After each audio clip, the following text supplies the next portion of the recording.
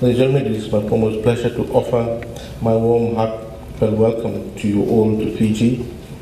I bring along our Honourable Prime Minister my enormous special words of appreciation for your presence and invite you all to enjoy the Fijian hospitality as you get time outside this conference. I, at this juncture, applaud the efforts of the partners to this conference, the Asian Development Bank, the Australian National University's Development Policy Centre, now Regional University, University of the South Pacific School of Economics, for organizing the conference. I do recall the early days of this conference, which started as Fiji Update. This conference now has grown in stature, size, and quality, and I extend my commendation to the successful partnership we worked to take this highly successful event to where it is today. Ladies and gentlemen, the Pacific Update Conference is a vital forum for discussing important issues of public policy in the region. The concerted deliberations through the gathering of policymakers, academics, researchers, private sector and public sector partners, business people and other development practices adds to the prestige of this conference. It is an excellent example of the link between research and policy, thus contributing to better use of research findings for the ultimate benefit of the society. Ladies and gentlemen, often we see research done by academics not reaching policymakers or presented in a language and format which is not really understandable by the general users, not only in policymakers but in the society as well. The society looks upon the academics and researchers as the critic and conscious of the society in providing that knowledge that will push the frontier of the society. And it is in this regard that we have a lot of expectations of the research and academia to assist the policy-making community in making sharper policies so that we can use our resources for the best and next. I've also been given to understand through the program that this year in particular, those students who are in the final phase of research work on the Pacific Island states will also be given the opportunity to be part of this conference. The engagement of these young budding researchers is a good investment, as they will be at the forefront of knowledge creation in the future. Thus, this is another major long-term contribution from this conference. We in the policy-making arena understand firsthand the dearth of active expertise in the area of doing research, particularly primary research, to help us in policy-making. Conferences like this, symposium, workshops, help develop cadre of research expertise throughout the region. And I applaud USP's contribution towards this, and I can see visibly, I can see USP increasingly contributing towards building the research capacity and profile in the region. Ladies and gentlemen, we have more than 11 million people in the Pacific who add on to the Earth's population. We even have 12 island nations who are members of the World Bank. We have some of the world's most unique environments, including the Pacific being the tuna hub of the world. Our rich culture and traditions have been the jewel of the Pacific, which is marveled by all globally. The friendliness and the caring attitude of the Pacific people has given us the tight Pacific way. We pride ourselves on our food and hospitality. Our Pacific Island nations are also making their mark internationally in other areas such as sports and recreation. However, ladies and gentlemen, not everything is as rosy as we may see from the outside. Despite the above, some very unique features, our per capita income growth rates have not kept up with the population growth rates, thus contributing to growing inequality and hardships. Urban-centered growth rates have benefited the rich and elite and excluded the rural and maritime population from participating in the growth process, thus depriving them from benefiting from the urban-centered growth process.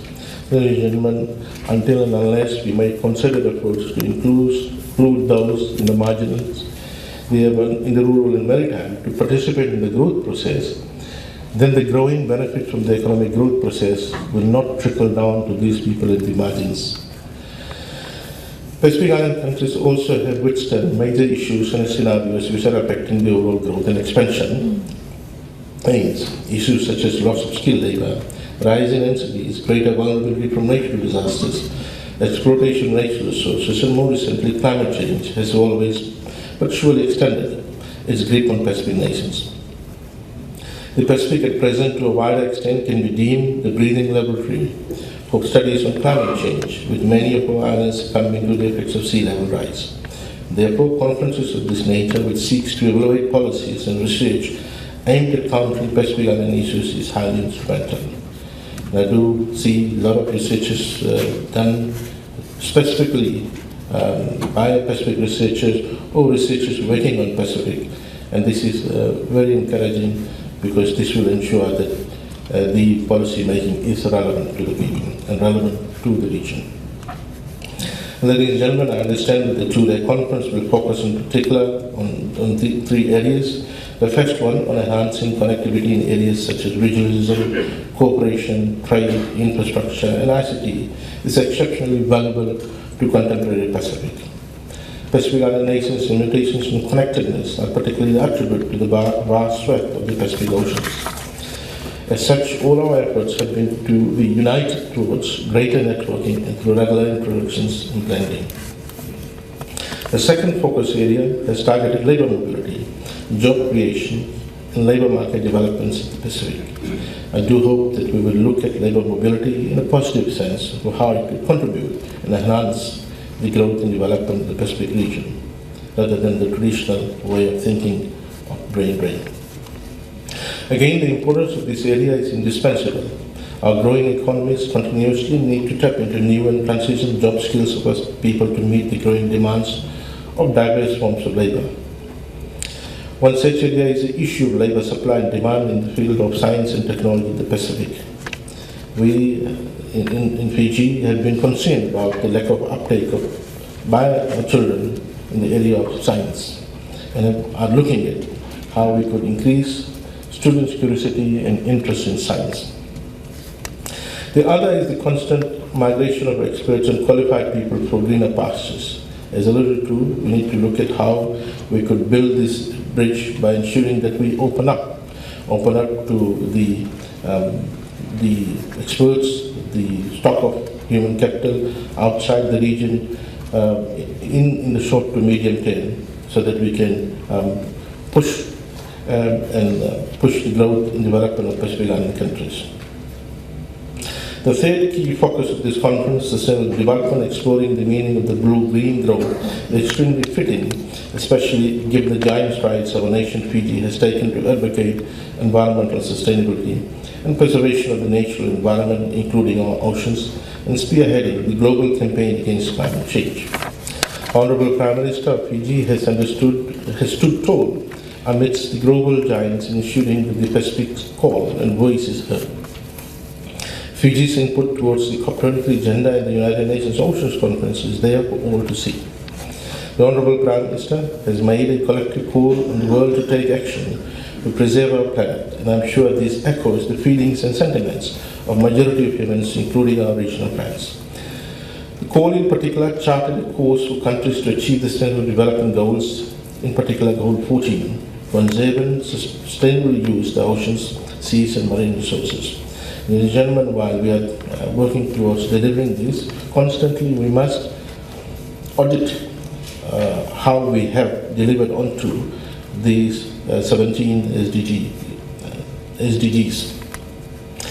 Ladies and gentlemen, blue-green growth must be a mandatory priority for every nation and every global citizen, and we need not only a national movement but a regional movement on this, and probably a global movement. It is a part of economic growth which, through utilization of natural resources in a sustainable manner. Through the green movement, countries focus on green economy, renewable energy sources, green construction, green transportation, environment, green technologies and green land management, food sustainability, forestry, green tourism, green industries, amongst other similar environmental friendly initiatives and programs. Through the blue growth, nations focus upon the economic potential of oceans, seas and coastal areas through sustainable practices. Blue growth relates to blue energy, aquaculture, marine and coastal tourism, marine biotechnology, marine protected areas, and other similar topics relating to blue economy. Ladies and gentlemen, like I stated earlier, Pacific Island nations have been in the global limelight recently through sustained calls for sustainable development, and this conference could not have come at a better time. It is important that we make a mark out of this conference, how we get this information out, how do we use the IT network to set the platform for discussions out of this conference. And it's important that the organizers take advantage and see how we could see this conference being one of the foundation platforms for research-based call for the blue-green economy and sustainability. There are no qualms in agreeing that Pacific Island people are extremely close to their land and sea. When relying on nature, food and water, we in the Pacific have orchestrated various means and ways to earn money from the gift of nature.